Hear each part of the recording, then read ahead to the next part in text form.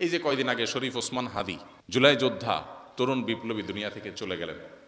মৃত্যুর মাত্র কয়েকদিন আগে তিনি আমাদের আসন্না ফাউন্ডেশনের রিক্সা চালক ভাইদের জন্য আমরা একটা প্রোগ্রাম করেছিলাম, তিনি সেটার শেয়ার দিয়ে সেটার প্রশংসামূলক বাক্য লিখে সেটার প্রচারণায় সামিল হয়েছিলেন। আমাদের স্মরণকালে বাংলাদেশে অন্য কোনো তরুণের মৃত্যুতে এইভাবে সারা দেশে এত মানুষের এত আবেগ এত ভালোবাসা আমরা কেউ কখনো বাংলাদেশে দেখি নাই। কি আছে এর মধ্যে? যে জিনিসগুলো আছে এর ভিতরে অন্যতম জিনিস হলো এটা যে অন্যায়ের বিরুদ্ধে কথা বলতে গিয়ে যদি জীবন যায় যাবে, ফ্যামিলি যায় যাবে, আমি ছাড় দেব না। আপোষহীনতা, সরলতা, ধান্দাবাজি না। বিপ্লবী সাজা এক জিনিস, আর ভেতর থেকে বিপ্লবী হওয়া আরেক জিনিস। মুখলেস নিষ্ঠাবান মানুষদেরকে বোঝা যায় অনেক সময়। তো আল্লাহ তাআলা তাকে শাহাদাতের সর্বোত্তম মাকাম দান করুন। আমি যে কথাটা বলতেছিলাম, যেটা থেকে ওসমান হাদির দিকে গেলাম, সেটা হলো সমাজে কোনো অন্যায় অনাচার দেখলে বেশিরভাগ মানুষ আমরা আমাদের নিজেদের জান বাঁচাই, ঠিক না বেটি? আমি আমার জান বাঁচাই, কিন্তু আমাদের কর্তব্য হলো অন্যায় দেখলে সেখানে বাধা দেওয়া। নবীজি বলেছেন, মান রাআ মিনকুম মুনকারান ফালইয়ুগাইয়িরহু বিয়াদিহি, তোমাদের কেউ যদি কোনো অন্যায় কাজ দেখে সেই জন্য হাত দিয়ে যে সেটা বাধা দেয়, পরিবর্তন করে দেয়। তার মানে কি? যে অন্যায় করে তার অন্যায়টা থামাই দিবে। একজন একজনকে মারতেছে, ছিনতাই করতেছে, আপনি কি করবেন? মোবাইল দিয়ে ভিডিও করবেন, ছবি তুলবেন, লাইভ দিবেন, কি করবেন? আপনি চেষ্টা করবেন সাধ্যে থাকলে এটাকে বন্ধ করার।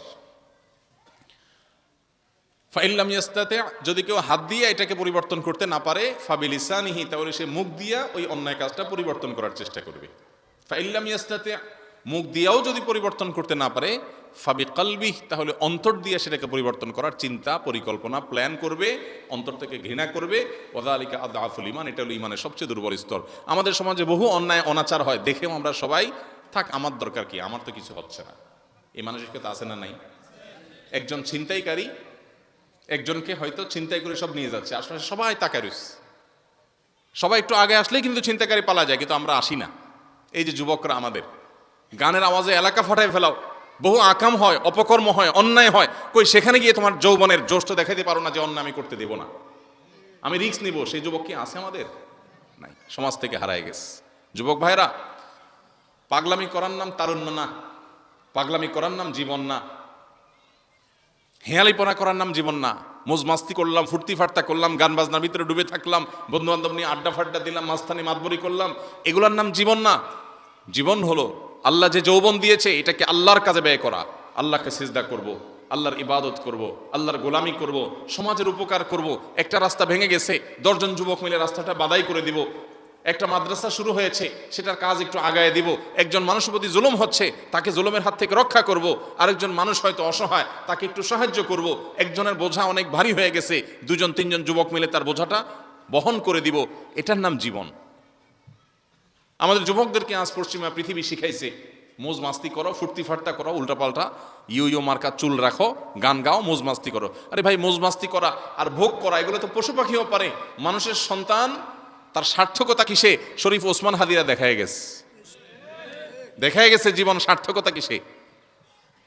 আমরা যদি আমাদের প্রত্যেকটা জায়গা থেকে আমরা যদি সৎ কাজের আদেশ আর অন্যায় কাজে বাধা প্রদান করি, তাহলে ওই নবীজির ওই হাদিসের মধ্যে পড়বো, তিনি বলেছেন যে আমার উম্মতের মধ্যে কিছু লোক আছে, মাফাতিহুল খায়র মাগালিকুশ শার, ভালো কাজের চাবি, মন্দ কাজের তালা। বাস, সমাজে যে কোনো ভালো কাজে তারা আছে, আর যে কোনো খারাপ কাজে তারা বাধা প্রদান করে। আমরা যদি সবাই এরকম সোচ্চার হই, তাহলে সমাজে আর কোনো জুলুম থাকবে?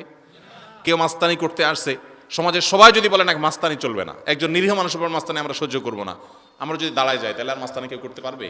কিন্তু আমরা চিন্তা করি আমি তো ভালো আছি, ওনার উপরে মাস্তানি করতেছে, উনি বুঝে বেড়াক, আমি আমার জান বাঁচে থাক, না দেখার ভান করি। এই স্বার্থপর মানুষ কখনো ভালো মুসলমান হতে। আমরা বেশিরভাগ মুসলমানরা নামকে অস্তে মুসলমান, নামাজ কালাম পড়ি, রোজাও রাখি, দান সাদাকাও করি, সবই করি, কিন্তু আমরা স্বার্থপর। এই স্বার্থপর মানুষ কখনো ইমানদার হতে পারে না। আমরা এই স্বার্থপরতার ঊর্ধ্বে ওঠার চেষ্টা করবো তো ইনশাআল্লাহ। আমরা যদি সবাই দায়িত্ববান হয়ে যাই, দায়িত্বশীল হয়ে যাই, আদর্শ মুসলমান হয়ে যাই, সমাজটা সুন্দর হয়ে যাবে, ঠিক না? ঠিক ইনশাআল্লাহ। অতএব এই যে মাদ্রাসা এখানে হলো, আপনারা যারা এলাকাবাসী আছেন, যার যার জায়গা থেকে এটাকে সহযোগিতা করবেন, বাচ্চা ভর্তি করাবেন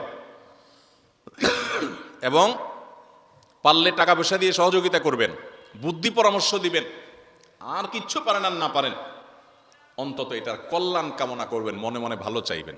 চেষ্টা করা যাবে না ইনশাআল্লাহ?